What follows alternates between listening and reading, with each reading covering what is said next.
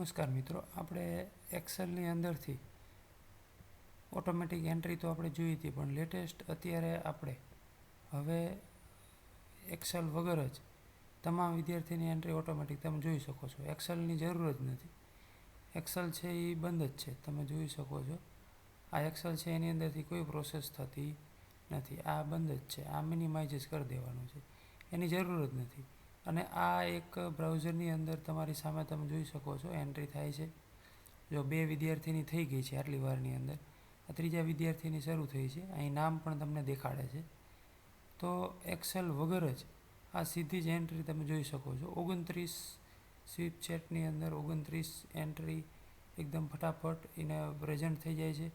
એ તમામની એન્ટ્રી પણ થઈ જાય છે, તમે જુઓ છો ફટાફટ. અને એ વિદ્યાર્થી છે એ સેવ થઈ જાય છે. તો આવી રીતે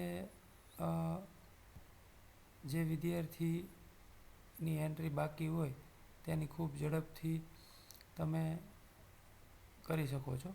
તો આ તમે જુઓ છો, આપણે 6 વિદ્યાર્થી અત્યારે આપેલું હતું. એક્સેલની કોઈ જરૂર નથી અને આની સાથે તમે બીજું પણ કામ કરી શકો છો. કંઈ બીજું ખુલી જવાનો પણ પ્રશ્ન નથી. તમામ વિદ્યાર્થીનું કામ પૂર્ણ થઈ ગયું છે. તો આપણે ચેક કરીએ હવે. વિદ્યાર્થીની એન્ટ્રી તમે જોઈ શકો છો. તમામ વિદ્યાર્થીની એન્ટ્રી થઈ ગઈ છે. અને આ જે માર્ક છે એકદમ સાચા તમે ચેક પણ કરી શકો છો, કારણ કે સોફ્ટવેરથી ભૂલ ન થાય, આપણેથી એન્ટ્રીમાં ભૂલ થાય.